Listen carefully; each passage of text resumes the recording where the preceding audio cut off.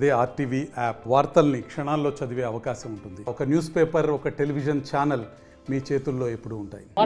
మీకందరికీ నా హృదయపూర్వకంగా మీకు కృతజ్ఞతలు చెప్తున్నాము. మీ బాధ ఏంటో నాకు అర్థం కాల. సిట్ వాళ్ళు రావడం జరిగింది, వాళ్ళు నాకు సహకరించారు. నేను వాళ్ళు అడిగిన ప్రశ్నకి కూలుగా వాళ్ళు ఏమేమి అడిగినారో దానికి సమాధానం చెప్పిన. భవిష్యత్తులో కూడా వాళ్ళు మళ్ళీ వచ్చి అడిగితే నేను సమాధానం చెప్తాను. ఈ వదంతులు అన్యాయంగా టీవీల్లో అసత్యాలు వదంతులు పలుకుతూ ఉంటారు. ఈ అసత్యాలని ప్రజలు నమ్మొద్దండి అని ప్రజలకి నేను విజ్ఞప్తి చేస్తున్నాను. నేను చిన్నప్పటి నుంచి నా క్యారెక్టర్ ఏమో అందరికీ ప్రజలకు కూడా తెలుసు. దయచేసి ఈ వదంతుల్ని నమ్మొద్దండి. అదే పనిగా కొన్ని టీవీల్లో నేను సమాధానం ఇచ్చినాను, వాళ్ళు కూడా నాతో సహకరించారు.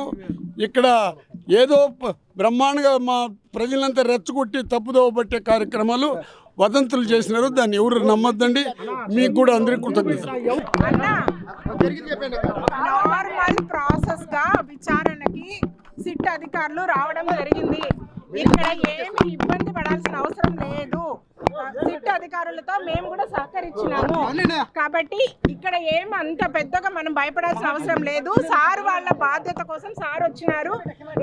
సార్ అధికారులతో నాన్న సహకరించినారు, మాట్లాడినారు. నాన్న తొందరలోనే మీడియా ముందుకు వస్తారు. దయచేసి మీడియా